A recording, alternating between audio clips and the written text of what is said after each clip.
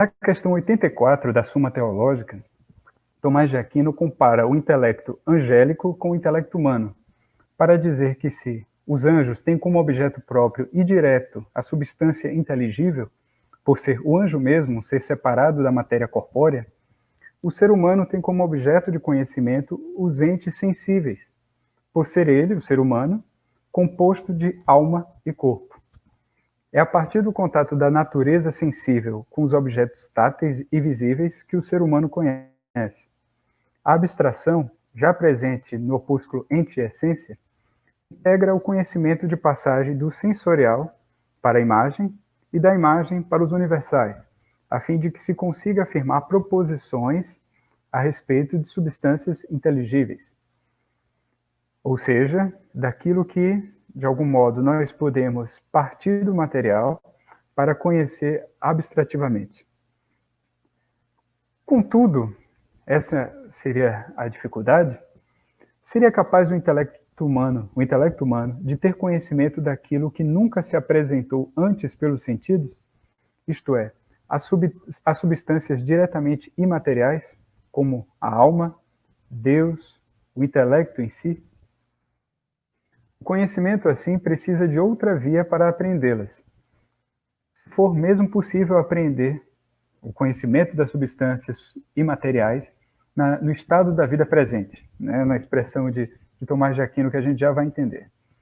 Um dos meios apresentados por Tomás é a via negativa, a via remotione, a partir de uma interpretação da obra de Dionísio Areopagita, autor medieval que cunhou a linguagem apofática para a compreensão da essência divina, isto é, em que se coloca ser admissível apenas afirmar o que Deus não é, em vez de afirmar o que Deus é.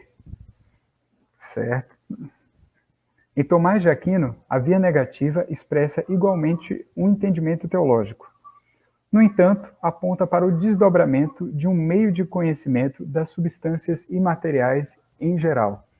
E a questão é, essas vias que Dionísio Areopagita, esse autor medieval, que se por acaso alguém não escutou falar, é simplesmente o terceiro autor mais citado por Tomás de Aquino. Ele era famosíssimo na época do período medieval, tanto quanto Santo Agostinho, era citado tanto quanto Aristóteles, Avicena, por Alberto Magno, por os filósofos ali do século XIII, mas por um acidente historiográfico ele acabou sendo ocultado na travessia do percurso para além do seu período histórico. O acidente historiográfico, fica aqui como nota de rodapé, é que descobriram que Dionísio Areopagita não era quem ele dizia que era. Ele professou a vida inteira uma identidade que ele não tinha.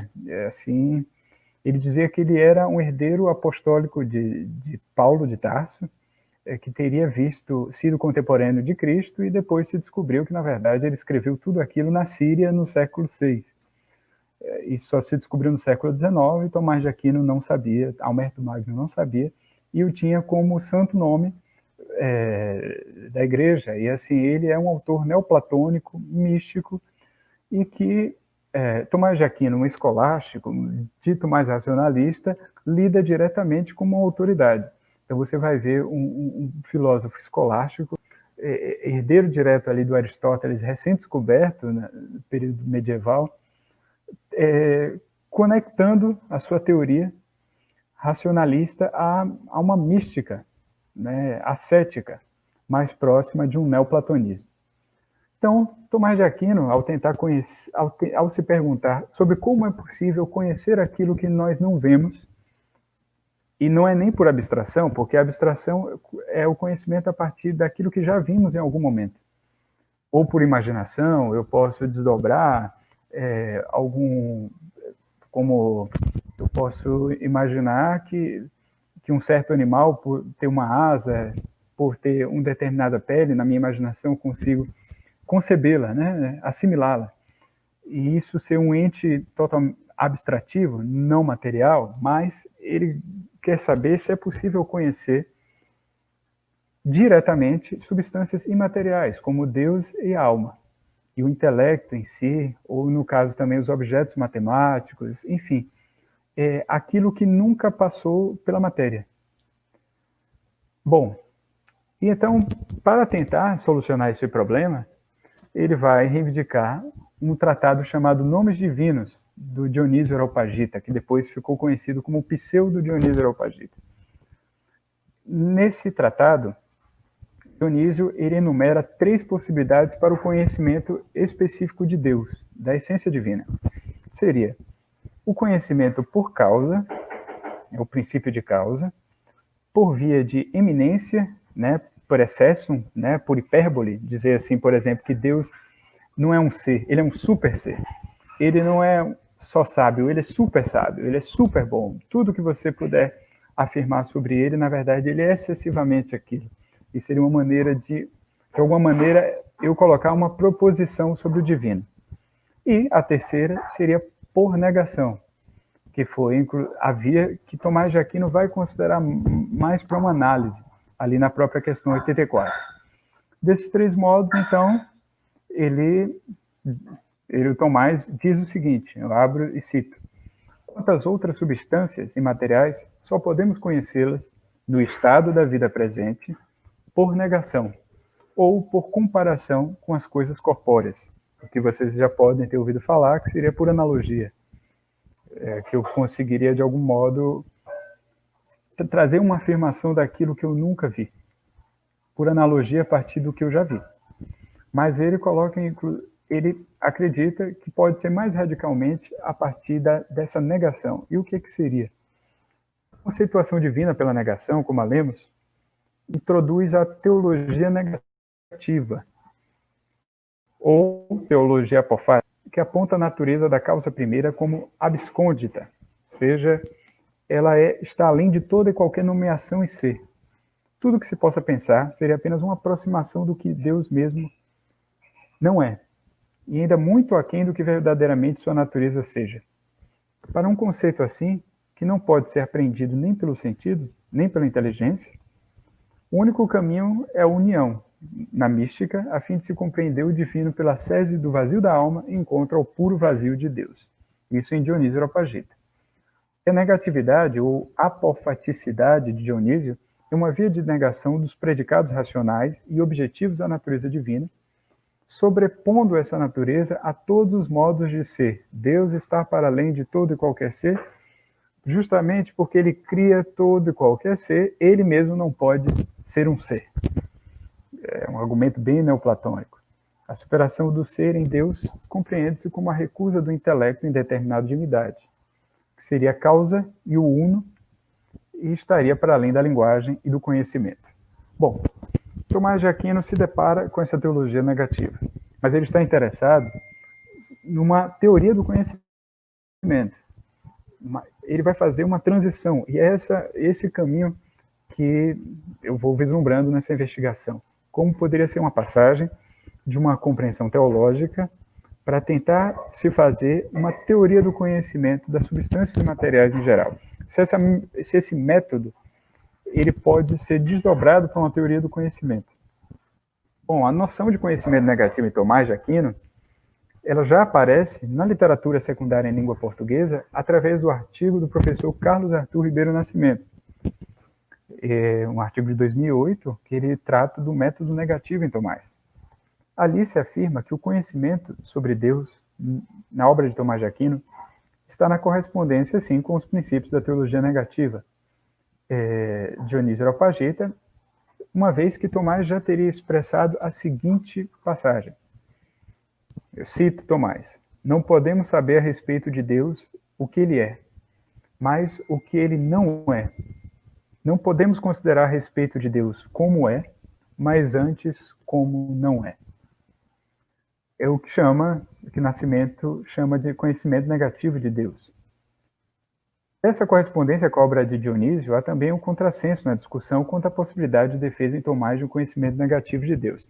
Eu já tive um embate, uma discussão, que alguns pesquisadores também de Tomás de Aquino ainda se surpreendem com a possibilidade de Tomás de Aquino fazer uma defesa sobre uma teologia negativa, uma vez que ele é justamente uma das figuras que mais expressou, que mais trouxe debates, né, as disputatio, em suas obras, na De Veritate, né, na própria Suma Teológica, sobre a essência divina, o que Deus é. Ele pega todo o tomo das primeiras questões da Suma Teológica para dizer o que Deus é, e aí ele chega e, em outras passagens, diz que mais propriamente poderíamos dizer o que ele não é. Né? Ele diz no De Veritate, por exemplo, Deus não pode ser visto por nenhum intelecto criado. E, inclusive, isso seria também estranho, porque no mesmo período já houve condenações ali em Paris contra figuras que teriam trazido esse tipo de entendimento muito literal, que o ser humano jamais poderia conhecer Deus. Isso foi condenado, né? Em 1241, por exemplo, o Frei Guilherme de Auvergne foi condenado por essa afirmação, e Tomás ele faz uma transição bastante interessante. Ele diz assim, não é que o ser humano não possa conhecer o que Deus é. Ele não... no estado de bem-aventurança, fora da vida terrena, ou seja, já no entendimento teológico, o ser humano pode ver diretamente a Deus, como naquela passagem de Paulo, né, nos evangelhos, né, de que se agora eu vejo em partes nesse mundo terreno, logo mais, quando superá-lo, verei face a face.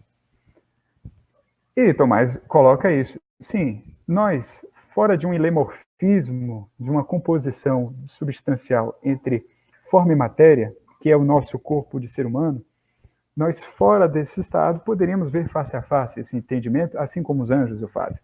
Mas enquanto somos corpo, enquanto somos matéria, só podemos conhecer a partir da matéria. Então, no estado da vida presente, o intelecto não acessa essa divindade em si mesmo. Ele não consegue nomeá-lo.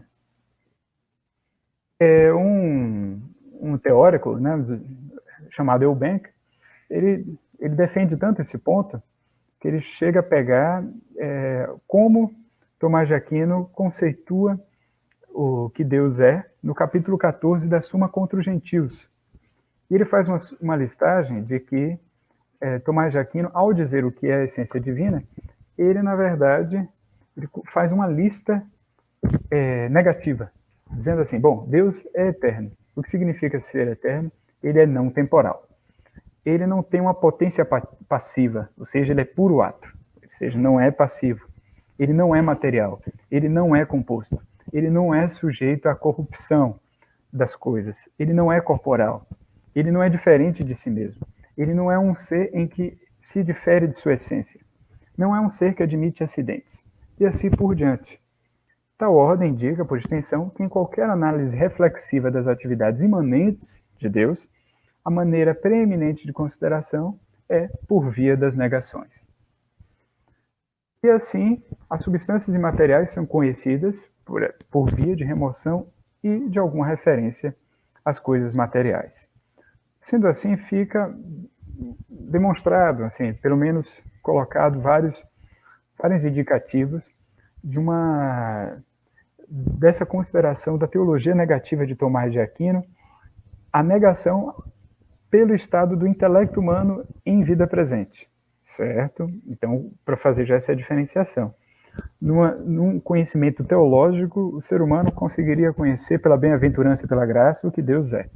Mas pelo estado de vida presente, ou seja, pela proposição mais teorética de composição material, desse intelecto em que estamos aqui e agora, nós só podemos conhecer negativamente ou analogicamente, mas não diretamente. E, bom, isso seria o aspecto que ele faz uma conexão com a teologia, só que Tomás de Aquino, ele desdobra esse ponto. Ele vai além do Dionísio Areopagita. Porque na questão 88, ele chama essa via negativa até para questões do conhecimento geral, de substâncias e materiais em geral. Ele diz, no artigo 2, que o próprio Aristóteles, quando vai descrever o que são os corpos celestes, ele teria usado também a via negativa. Eu cito Tomás de Aquino, né, na página 569 ali da Suma Teológica da Edições Loyola, que ele diz o seguinte, Aristóteles descreve os corpos celestes, negando-lhes as propriedades dos corpos inferiores. Então, o que são os corpos celestes? Aquilo, eles são justamente a negação do mundo sublunar. Tudo o que eles são é justamente a anteposição do que esse mundo sublunar é. Então, como podemos conhecê-los? Negando-lhes as propriedades dos corpos inferiores.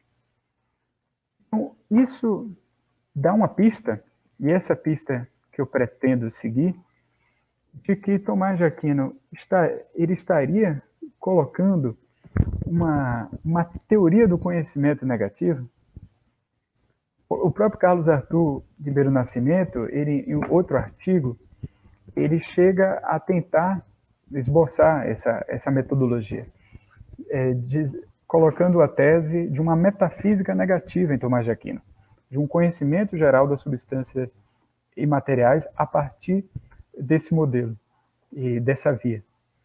Só que o Carlos Arthur Ribeiro Nascimento, né, uma pessoa extremamente generosa, riquíssimo, assim, vasta bibliografia, ele não parece ter desdobrado esse ponto. Ele trouxe a intuição em artigo, mas ele não fez uma investigação, um levantamento mesmo de conexões entre as afirmações de Tomás para poder realmente sustentar uma teoria do conhecimento por negação das substâncias imateriais. Então, isso será uma missão aqui, trazer essa possibilidade, que aí deixo como questões, né? Inclusive como uma possibilidade por hipótese. Aqui, sendo bem honesto com vocês, é que o seguinte, Tomás de Aquino, ele chega a colocar, talvez, no estado de vida presente, nós não temos como conhecer as substâncias imateriais. Não podemos dizer o que elas são. Ok, eu aceito esse ponto. Ao mesmo tempo, nós não podemos dizer nada sobre aquilo que nós nunca vimos. Nada, nem um pouco, assim. Então, pelo menos por negação, eu poderia dizê-lo. E aí vou também pela pista de um professor da URG, chamado Fleck, que ele descreve o que seria um conhecimento negativo. Se eu dissesse que Sócrates não está presente nesta live, aqui nesta mesa, né, entre os frequentadores aqui do YouTube, seria uma proposição verdadeira. Sócrates não está presente. Isso me faz ver quem está presente. Eu tenho conhecimento dos que estão presentes? Não. Mas pelo menos eu tenho algum conhecimento. Sócrates não está presente. Assim, o que isso pode me trazer enquanto conhecimento? Já é uma proposição possível. Já é um diálogo de conhecimento possível.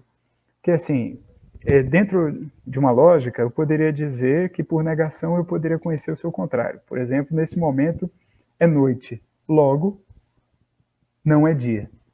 Essa é uma proposição implícita por negação. Assim eu consigo afirmar. Se eu digo não é dia, logo é noite. Então eu consigo trazer uma afirmação contundente. Mas se eu digo Sócrates não foi jardineiro, isso não elimina todas as outras possibilidades do que Sócrates é. Mas, bom, pelo menos para o intelecto humano, já é um degrau de conhecimento possível. Tá bom?